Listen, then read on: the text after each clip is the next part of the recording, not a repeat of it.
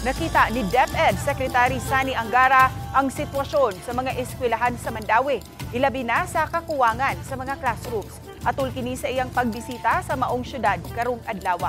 May pasalig kini nga moabag sa panginahanglan sa mga eskwelahan. Ang detalye sa report ni Nico Sereno. Sa iyang pagbisita sa Don Gerardo Oano Memorial National High School sa Barangay Upao, Mandaue City, gitanaw ni Education Secretary Sani Angara ang sitwasyon sa mga rooms ug nag-obserbar sa pipila ka klasihan. Mabantayan nga sagad sa mga teachers migamit na lang og mic aron madunggan sila sa mga estudyante. Ang eskwelahan adunay 2,783 ka mga learners ug may 18 ra ka mga classrooms nga magamit maong nag-2 shifts sila.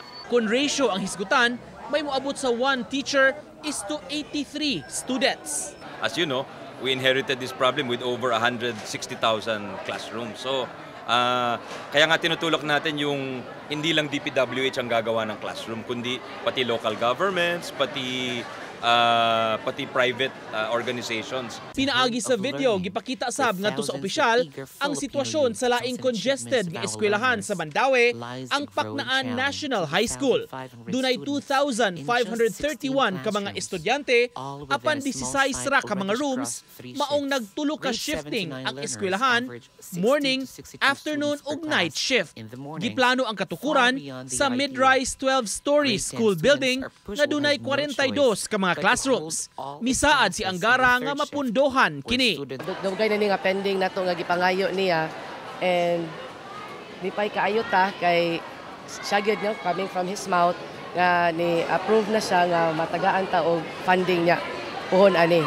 Ang tanang nga dokumento ready na ginatanan no actually to na sa main office nila sa Manila.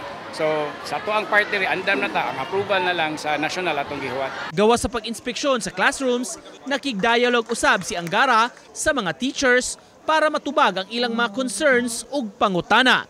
Nangunay sabsiya sa turnover sa inisyal nga mga laptops ug tablets aron magamit nila nga subay sa direktiba sa Malacañang ug sa national government. Tuloy-tuloy naman yun. Pero itong binigyan na talaga emphasis niya yung laptops for our teachers. So, at saka yung career progression, alam niyo naman ongoing. So napondohan nyo yan. At saka yung meron tayong 30,000 new teacher items for 2026. So malamang ma-close na yung gap.